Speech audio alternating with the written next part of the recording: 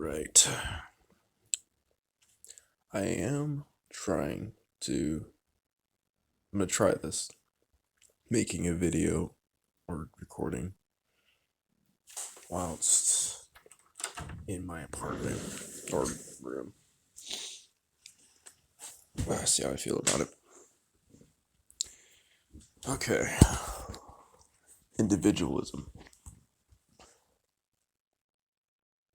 That's one of the most difficult topics, I think, or I feel that we all struggle with.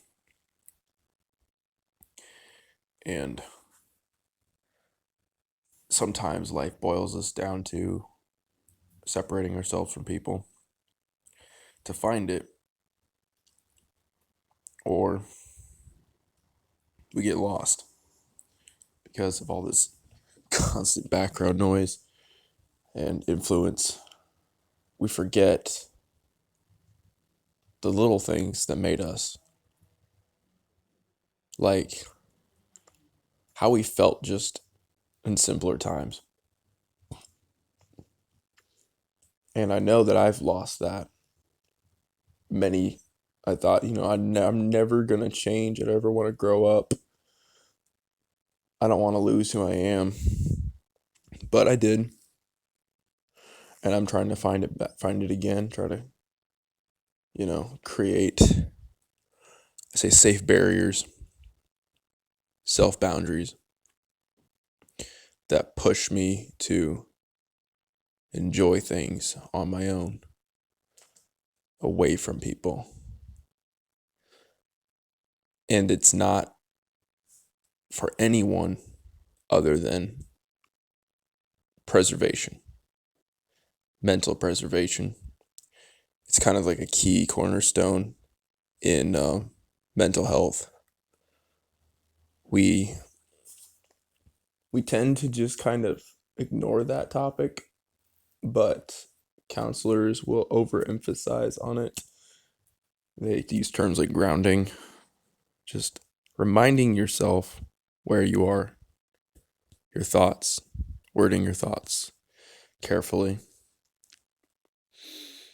making them known to yourself. Because you could have this terrible thought going on, running around in your head, but when you finally catch it and put some verbal weight or more put in the forefront of your thoughts instead of everything that is in your way. That's what I feel like meditation really is.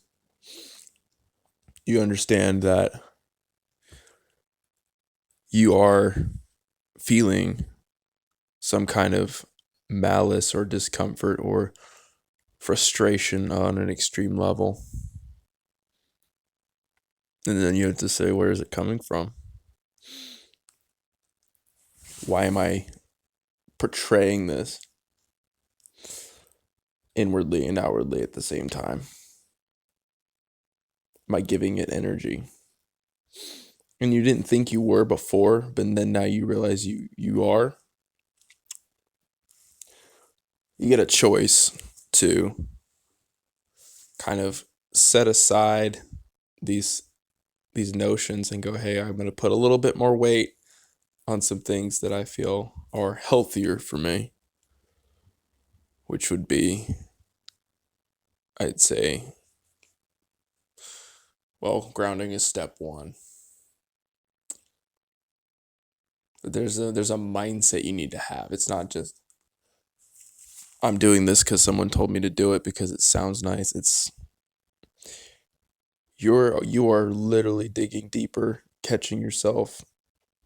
Almost like before you burn your hand, you're stopping your hand from hitting the stove and going, no, I'm going to wait and not let this thought persist.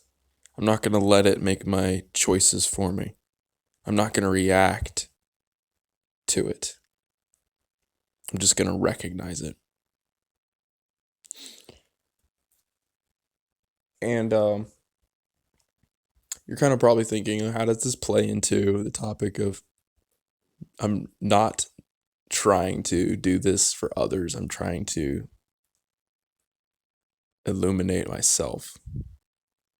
And a lot of the times, people will be wondering what's going on with you. It's hard to explain to them these things, right? The outside influence, friends, family, best friends, people you've just known a while, people that are friends of your family.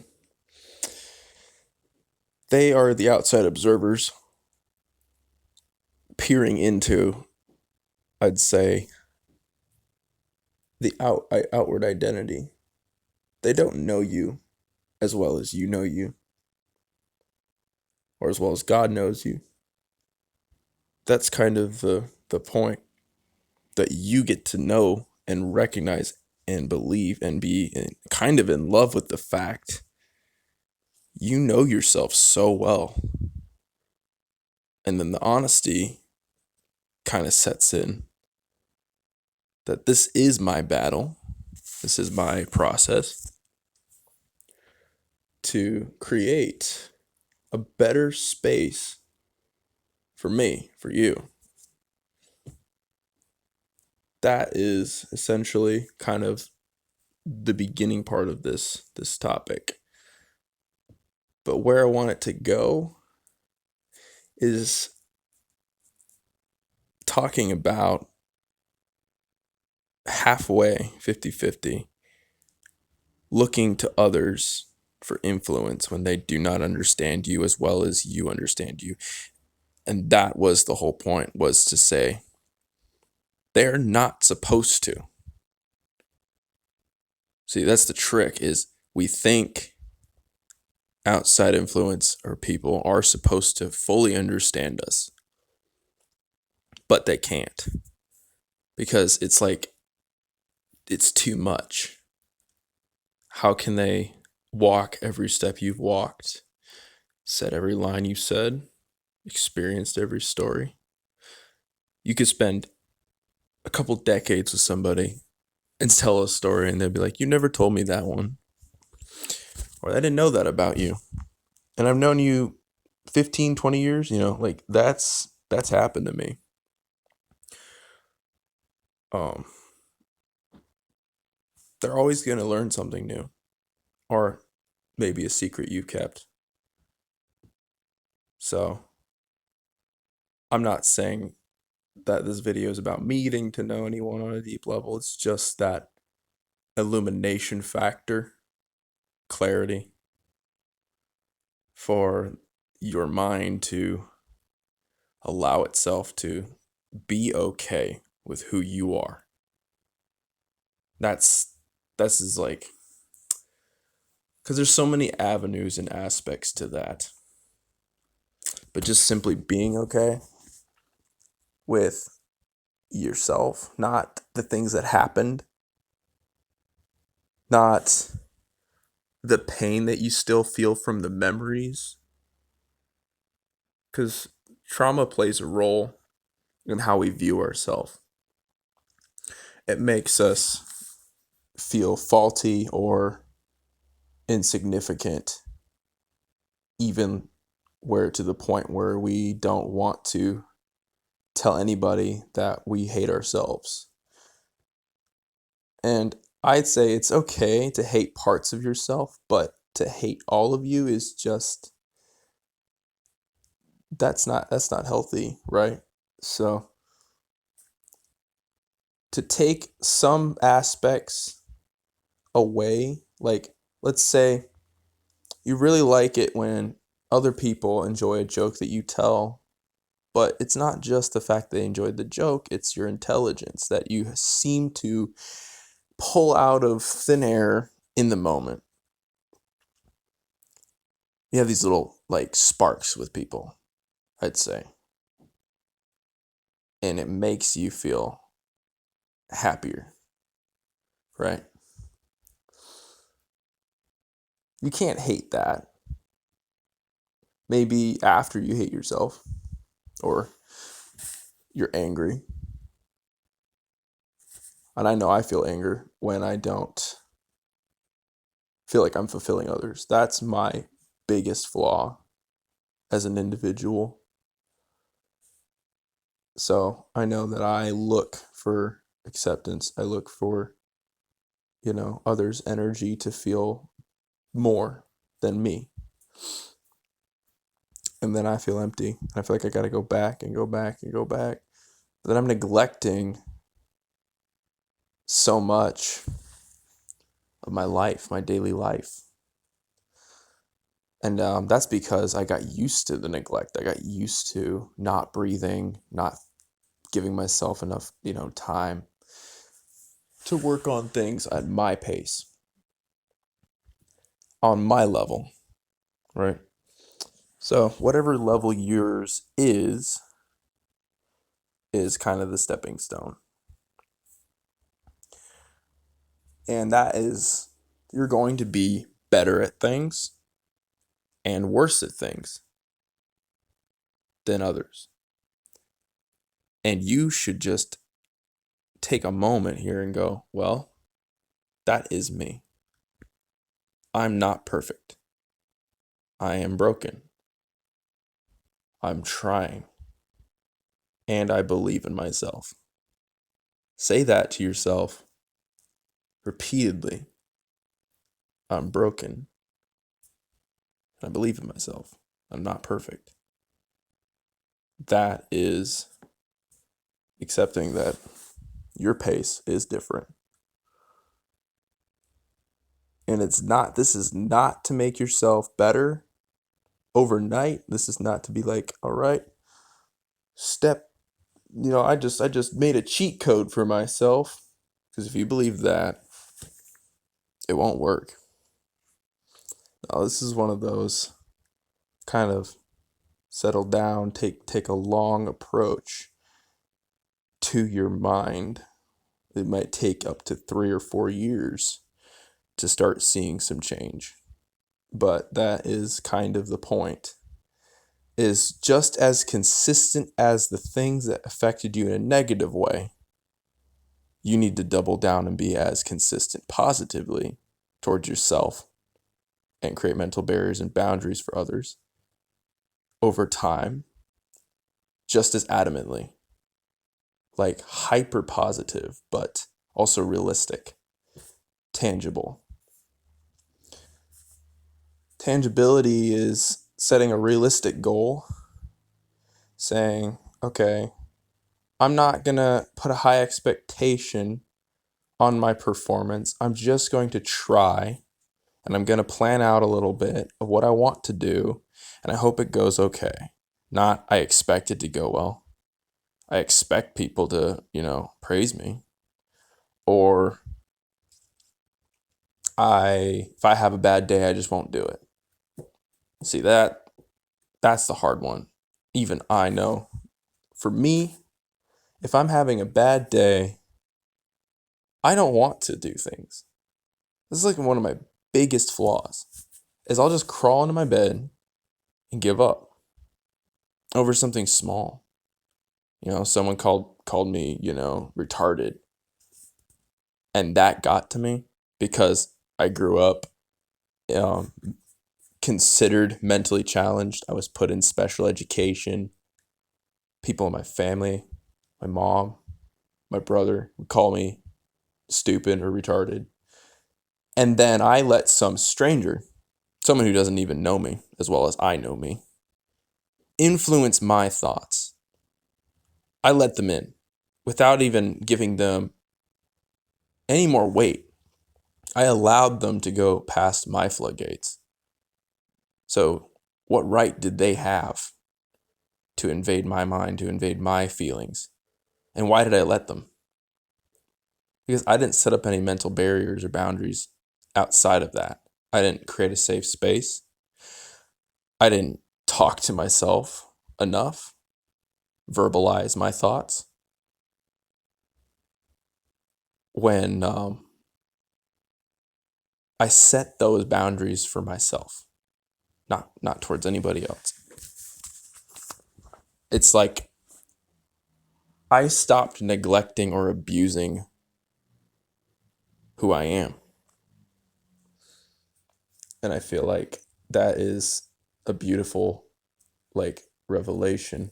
It's just I don't hate myself as much as I thought, and I don't accept the hatred that somebody else put on me. And I'm gonna try despite. I'm gonna get up and be broken and try again. And you know what that does is it gives so much energy to positive thinking, even towards a negative person, where they will try to avoid you because you decided to keep moving. They don't expect that.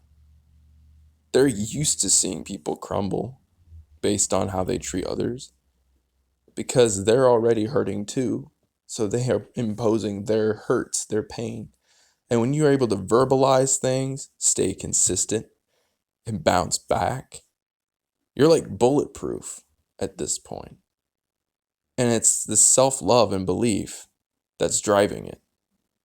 You're not trying to show them anything for them. This isn't for them.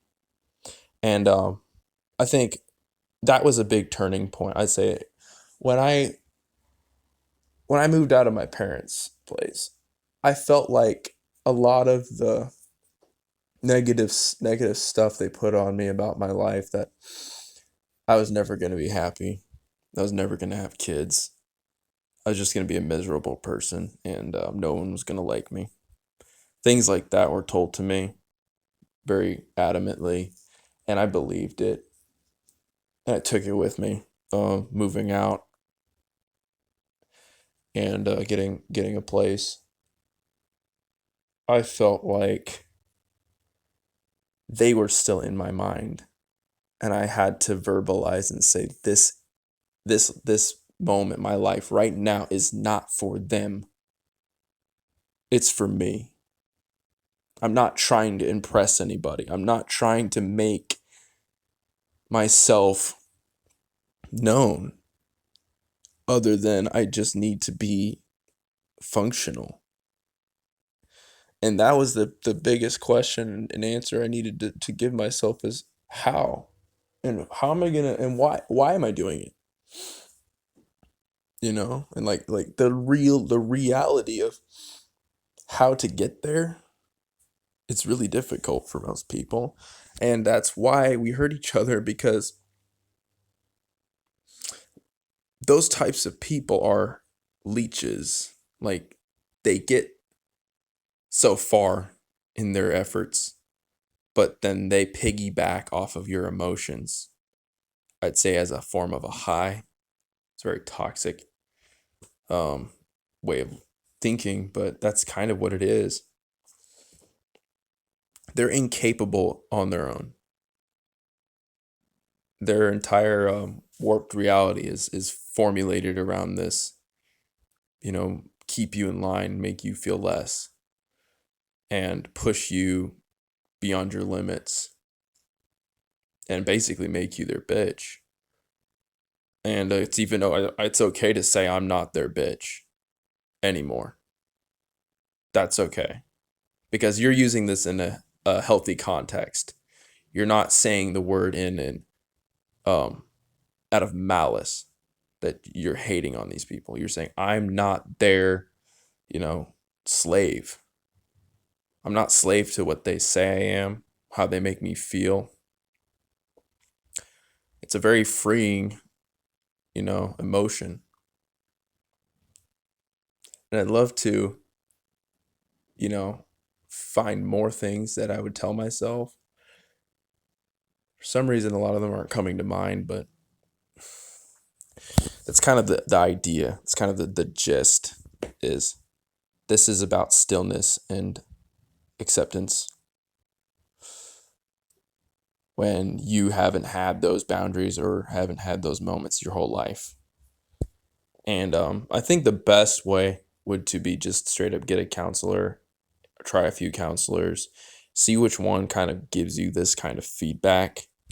And if you find that, just I know it might be a little frustrating at first. Like, I don't feel it. Why are they telling me to feel this way, but I'm not feeling it? you got to give it time. You got to keep coming back to it consistently.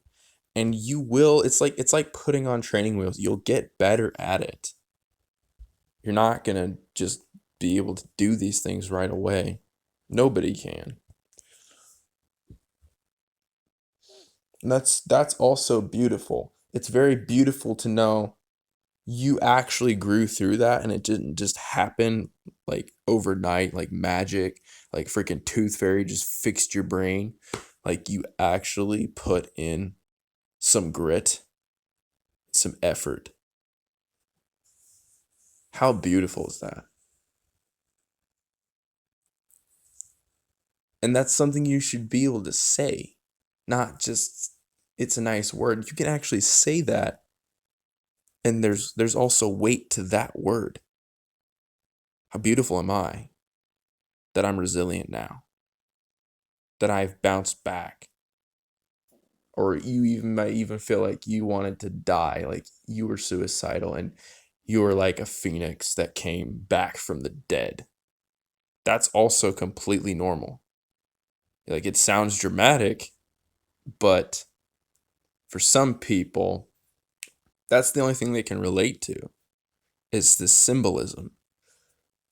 It's not necessarily a complex term. It's just a very emotionally raw feeling that I got saved, that I wouldn't be here today if it weren't for these small influences in thinking that changed my life and turned things around. And I stopped leaning on others and making them hurt the way I've been hurt. So that's the whole point of individualism and self-respect is you're not you're not causing pain, even inadvertently, subconsciously, because you felt this emptiness or neediness. Now you're feeling a little bit more fulfilled in a different way. And it's work. It's literally a job. You got to treat yourself like you are the CEO of your own mind. This is a job. You're not getting paid, but the reward is a calmer mind. And if I didn't look at it that way, going into getting help or trying to understand and learn this stuff, that I'm not supposed to just get help and think I'm fixed after. No, then there's that I'm now aware and I have to take these things with me and work on understanding them better. Like than what a counselor can only allude. It's like Plato's was it Plato that had that analogy with people sitting in a cave. You show them the light instead of the casted shadows on the wall. And they're afraid. They're afraid of the truth. But some of them turn and look. But it's up to them, their own willingness, their own drive to push themselves past that fear of the unknown and want to understand more. And just going out into this wilderness, they've accepted knowledge.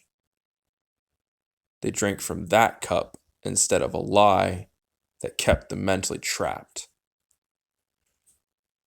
So, feeling mentally trapped, I think it's like your mind can be like a prison.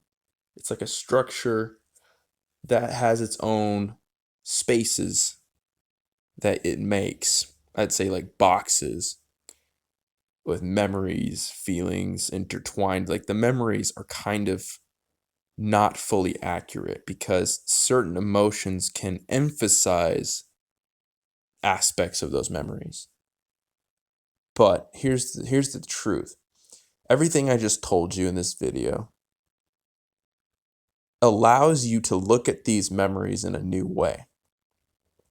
In the mindset that you have now towards yourself and how you are an individual and you're not going to allow, it's now okay to analyze some of the trauma in a way that you're separate from that person. And slowly, I'd say very carefully, you can start applying some logic to that person's behavior, your behavior, and why you have changed drastically. And it's kind of like you get to see the building blocks of yourself from kind of the beginning or whatever moment you started, having hyper aware cognitive memories. For me, I started having like very vivid um, memories around like the age of 5 for some reason. And I know it has a lot to do with how intense things were. I was molested. I saw a lot of stuff I was supposed to see. I was not cared for properly at that age. But before that point, things were more definitely blurry. Like I don't know. There's some things like getting rolled through on my stroller in Walmart. Hearing my dad laugh, certain songs. I remember saying I did repeat a cuss word one time. But then after that I was just very aware to the point where I think my mind almost wanted to tap out because it was like too afraid or too focused on my environment of like what's going to happen next. Who's going to hurt me now? Like I don't know why I feel this way. I just constantly feel on edge and afraid. And that that kind of loomed over me until about the age of 15. And I just kind of decided I was done feeling pinned down by that fear. And I kind of like lashed out and spoke up and just got louder and more frustrated at people and things that were around me that were just kind of pushing me in a space where I did not feel heard. I did not feel understood. And it just made me very angry. But I realized now it was not those people that I needed to look to for an answer, for fulfillment, for recognition of my achievements. And I really, really, really wanted that so badly until I decided it's not about them. It's just about the fact that I made it. I made it where I am now. And that's a good thing to remind yourself. Like you're here, and you've gone through so much, and you've accomplished things that, again, nobody knows how far you had to go. You dug really deep in a lot of ways to survive, not just physically, but mentally, parts of your life. And I know that that's like an extremely admirable thing if you look at your behavior and you say, I did the best I could and I can do better. I know I can do better. Like, don't ever just accept.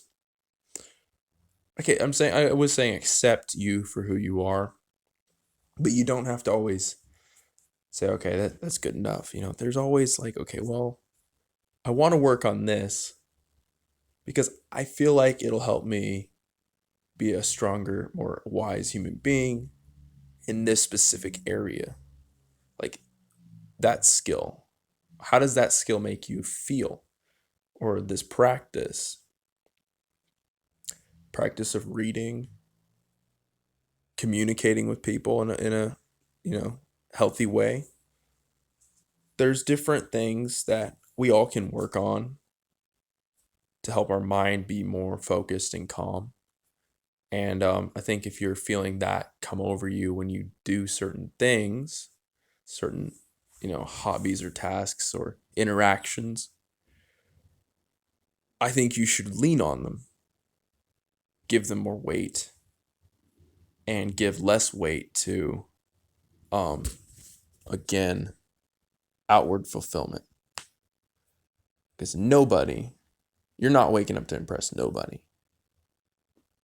Now you are kind of free. You're like, okay, if I dress up today, if I do what I need to do today, it's just because it's good. It's just because it's awesome. Not because so and so Joe Schmo is like, wow, dude, you're the best. Like, or you're trying to make up for people you've lost that you felt didn't love you enough. And I know my grandparents, they never, ever truly, because I really looked up to them more than my own parents. I always wanted to impress them, make them go, wow, that's amazing. Because I would work really hard on something. I would work my ass off trying to make something super amazing, like a story I wrote, a drawing, and they would just tear it apart in front of me.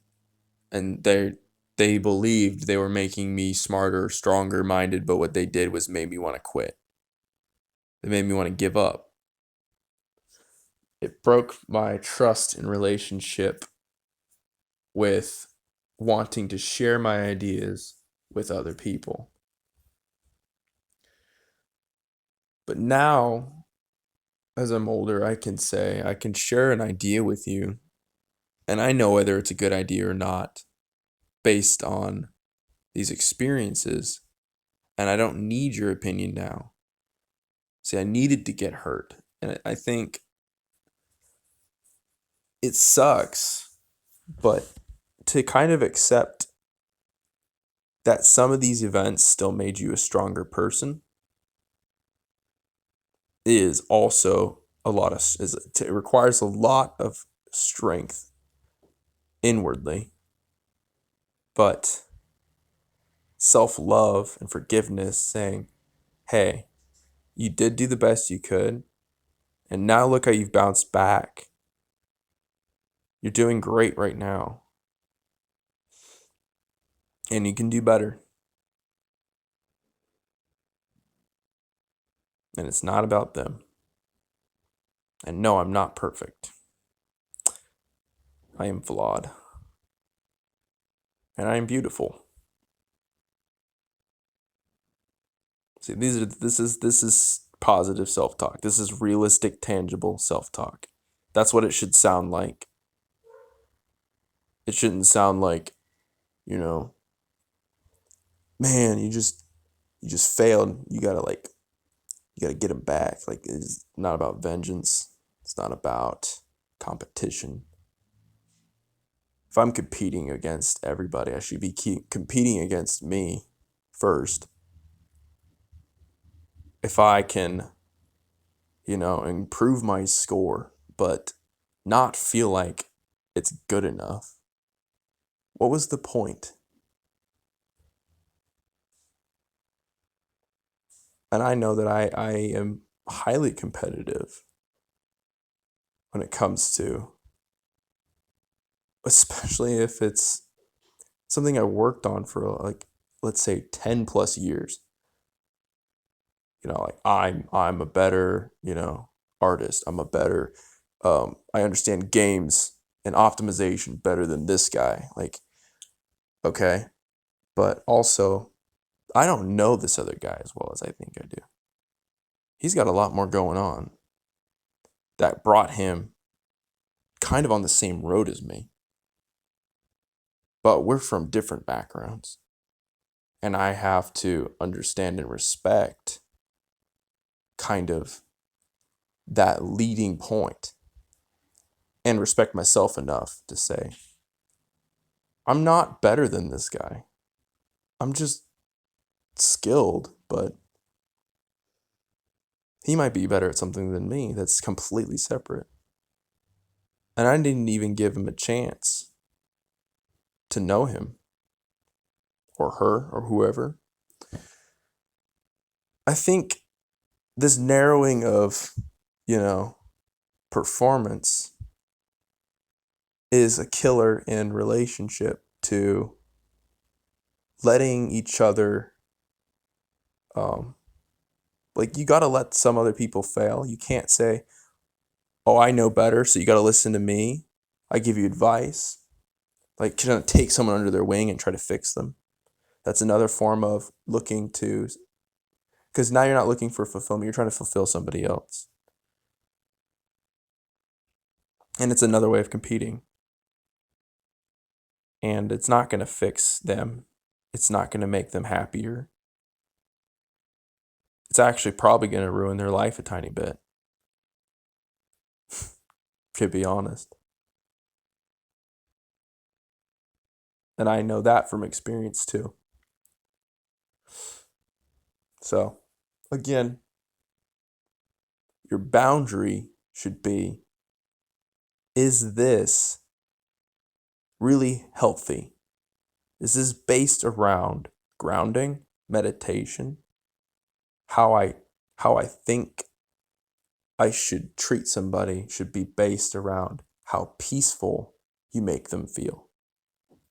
And sometimes doing nothing and just listening is all you need to do. Because think about it this way. You needed someone to just be there and listen, but you kept trying to prove to them, like, you know, they don't understand. And then they need to understand that you're almost kind of running from that input. But they jump on you.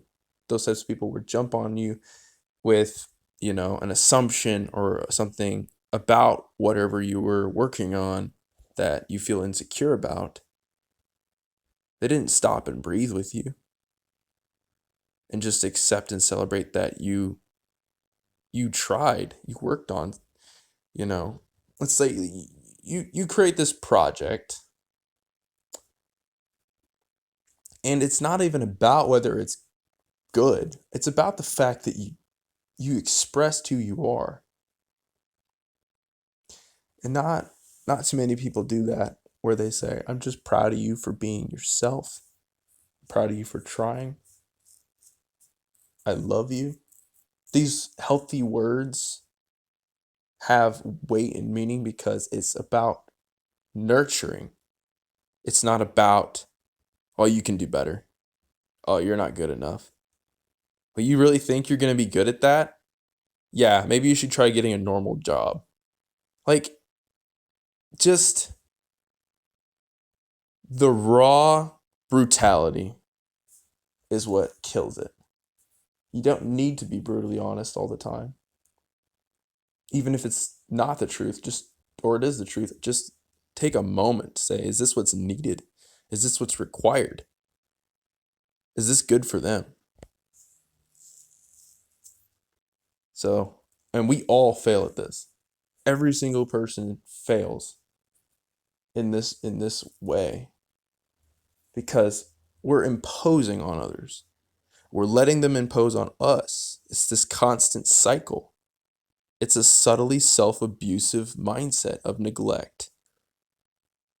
And then when I separate, finally, I guess, my mindset would be, I'm going to preserve myself for them. I'm going to walk away and relearn and analyze a lot of decisions I make more carefully.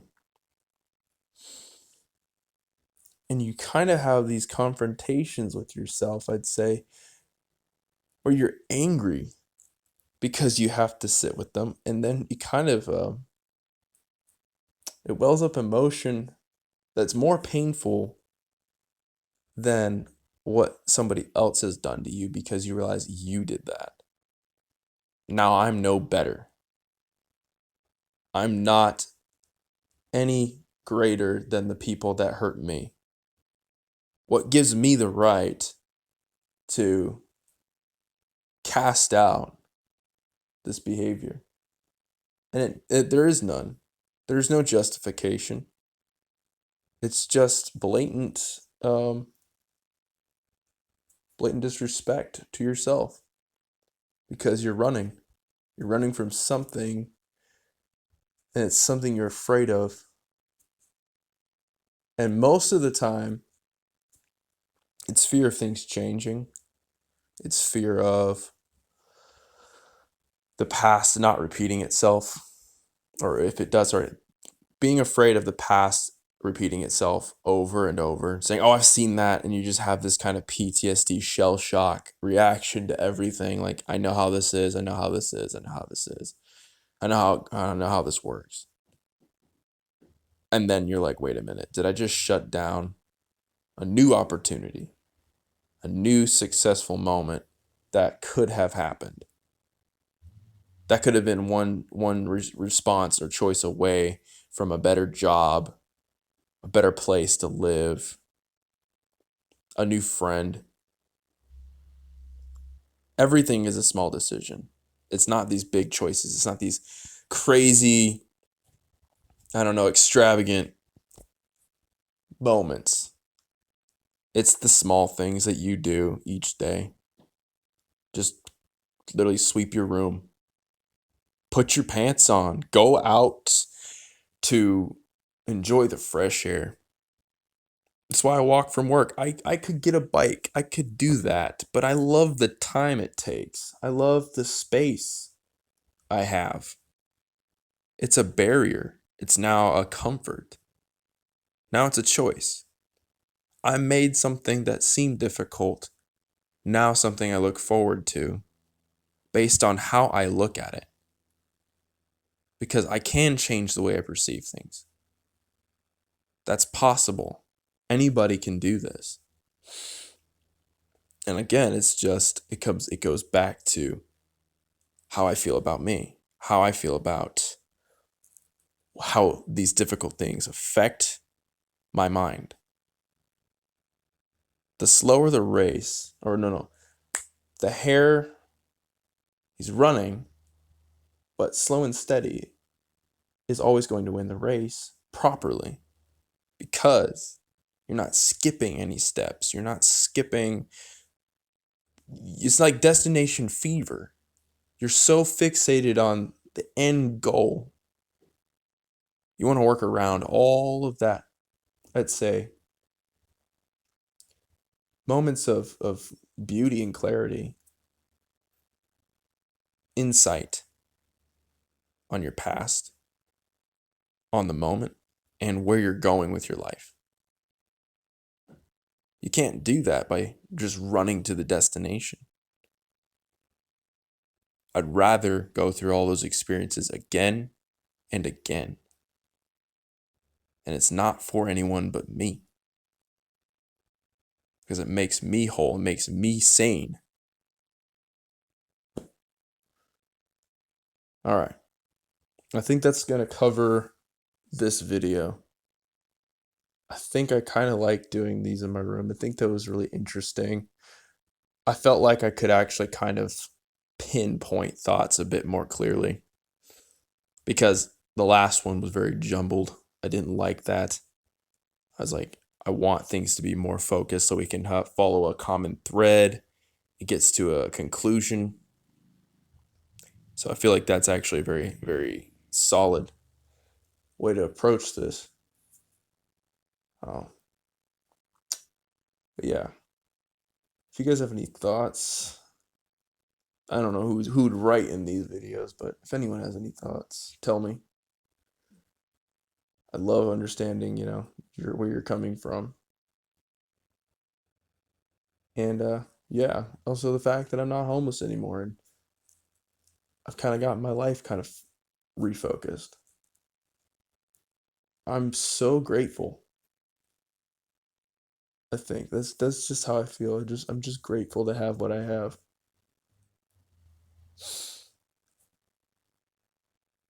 And yeah, I'm gonna upload more of these. Talk to you guys later. Bye.